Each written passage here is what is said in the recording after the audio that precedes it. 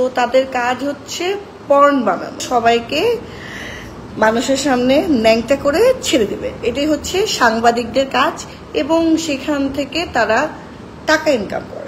আগে হতো yellow journalism, আমি এটার নাম দিয়েছি ব্লু জার্নালিজম। তাদের নানান ধরনের নাটক, যেই নাটক আপনার মাথা নষ্ট করে দিবে, মানে ওরা যে কোনো ভাবে আপনাকে ডিস্টার্ব করে ফেলবে। সেই চক্র ক্যান ডু এনিথিং। এত বড় একজন অভিনেত্রী, তার বিরুদ্ধে এই অ্যালিগেশন এবং এই নীল সাংবাদিকদের যন্ত্রণা তো আমরা সবাই পড়ছি। ডক্টর মোহাম্মদ ইউনূসও সেখান থেকে যে উনি কত অপকর্ম করেছে, যেটাই সাংবাদিকরা খুঁজে বের করেছে। প্রসঙ্গ হচ্ছে পরিমণি এবং তার গৃহকর্মী নির্যাতনের গল্প এবং কন্টেন্ট ক্রিয়েটার এবং তাদের কন্টেন্ট। তো এখন এটা সবচেয়ে বহুল আলোচিত বিষয় যে পরিমণি নাকি তার গৃহকর্মীকে অত্যাচার করেছে। আচ্ছা, আমার বর্তমানে মনে হয় যে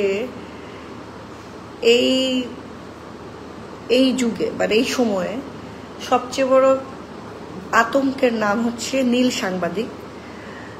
আমি তাদের নাম নীল সাংবাদিক বলছি কারণ হচ্ছে তাদের কাজ যে কোনো মানুষকে নেকেট করা।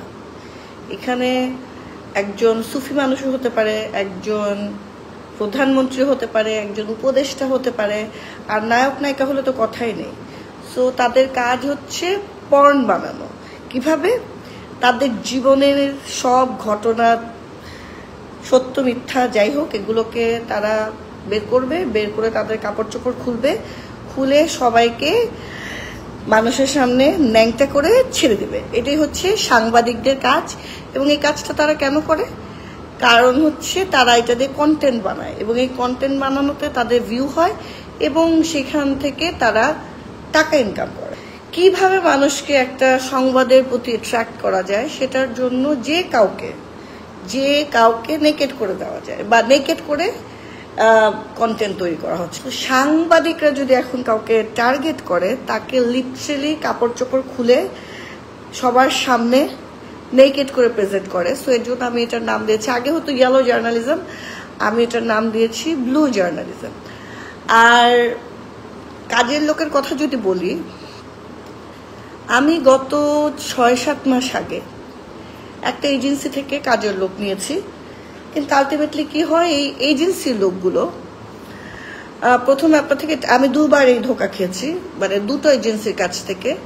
তারা অনেক ফর্মালিটিস, একটা কাগজ নিয়ে আসে, কিন্তু তাদেরকে যদি বলেন যে আমি আপনাকে একটা কন্ট্রাক্ট পেপার দিই, সেটা তারা সাইন করবে না। তাদের নানান কন্ট্রাক্ট পেপার আছে, সেই কন্ট্রাক্ট পেপারে আপনি সাইন করবেন, করে গৃহকর্মী নিয়োগ করবেন। সেই গৃহকর্মী টিকবে 2 মাস।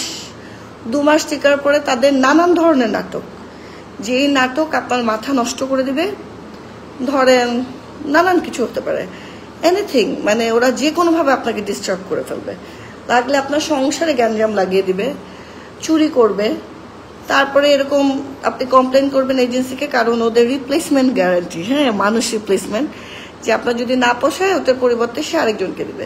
সো 2 মাসের মাথায় যখন তারা ঝামেলা করা শুরু করে, তখন হচ্ছে রিপ্লেস করে দেয়। রিপ্লেস করে দেওয়ার পর সে 15 দিনের মাথায় ঝামেলা শুরু করে, তারপর সে আবার রিপ্লেস করে দেয়। সে ধরেন লাস্ট আমার 2টো এক্সপিরিয়েন্স, একজন হচ্ছে 15 দিনের মাথায় পালিয়ে গেছে, আরেকজন হচ্ছে 4 ঘন্টার মাথায় পালিয়ে গেছে। যে 4 ঘন্টার মাথায় পালিয়ে গেছে তার সাথে আমার দেখাই হয়নি, কিন্তু সে টিকেছে মাত্র 4 ঘন্টা। এখন তার সাথে আমি কি অত্যাচার করলাম যে সে 4 ঘন্টার মাথায় চলে গেল।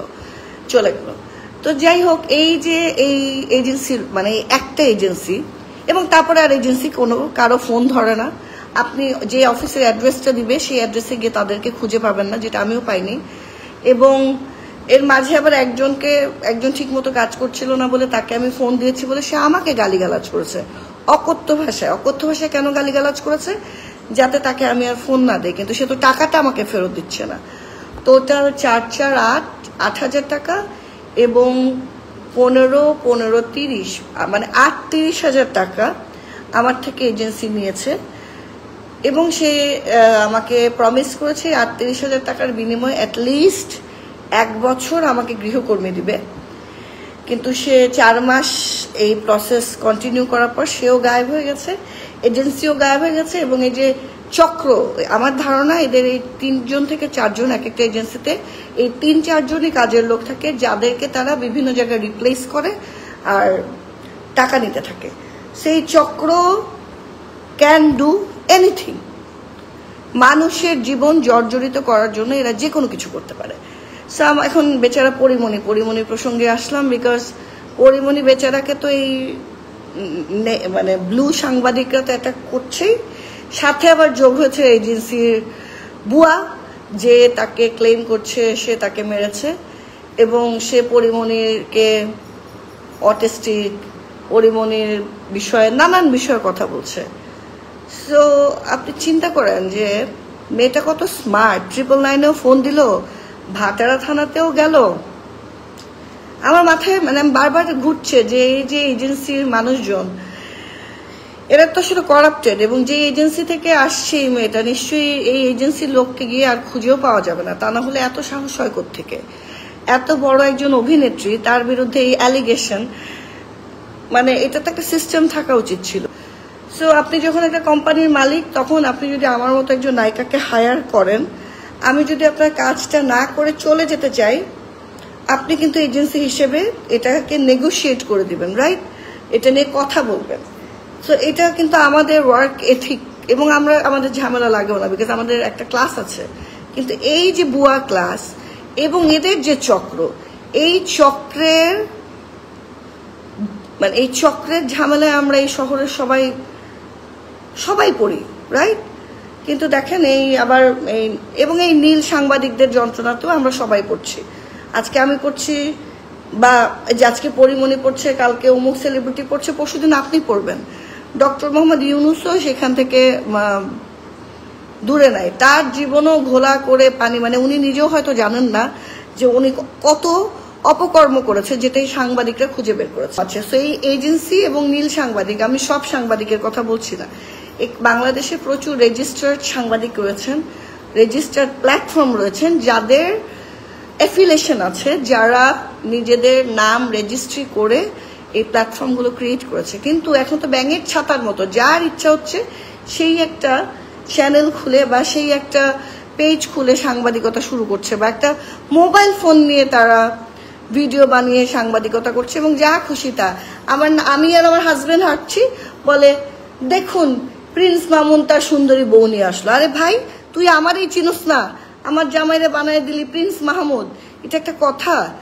সো এই যে মিস ইনফরমেশন আমরা সবাই পাচ্ছি, এটাও আমাদের জন্য একটা বিপদের ব্যাপার। আর এই যে এইসব এজেন্সি, এটাও আরো বড় বিপদের ব্যাপার। আমার বাসা থেকে হুভার চুরি করে নিয়ে গেছে, মানে ভ্যাকিউম ক্লিনার, কত বড় একটা জিনিস যে চুরি করে নিয়ে যেতে পারলো। সো এদের এই চক্র, এই দুটো চক্র থেকে আমরা কিভাবে মুক্তি পাবো আমি জানি না, বাট আমাদের মুক্তি পাওয়া প্রয়োজন, কারণ এরা আমাদের জনজীবন বিপন্ন করে রেখেছে এবং মিস ইনফরমেশন দিচ্ছে হচ্ছে সাংবাদিকরা, আর ঘরের ভোগান্তি হচ্ছে আপনার গৃহকর্মীটা।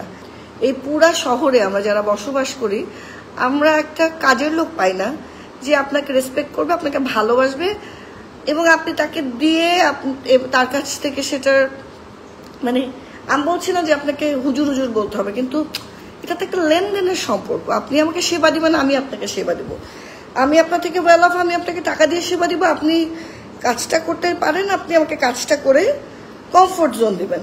সেটা না করে থানা পুলিশ করে তারপরে আপনি যে বাড়িতে কাজ করেন সে বাড়ির লোককে নাম ধরে ডেকে তার সম্বন্ধে যা খুশি, এখন একটা গৃহকর্মী যদি বলে স্বাগত আপাতত মাথা নিচে দিয়া পা উপরে দিয়া ঘুমায়, এটা তো পৃথিবীর সবাই বিশ্বাস করবে, বিকজ সে তো আমার ঘরে কাজ করেছে। তো এরকম সাংবাদিকও ভরে যাচ্ছে যারা মানুষের জীবন বিপর্যস্ত করে দিচ্ছে। আর এই যে এজেন্সির বুয়া, যে এজেন্সির নিজেদেরই কোনো ঠিকানা নাই, তারা পাবলিকলি যা খুশি বলছে, পাবলিক আবার এটা বিশ্বাসও করছে। সো এই দুটো প্যাচে পরিমণি বেচারা একসাথে পড়েছে।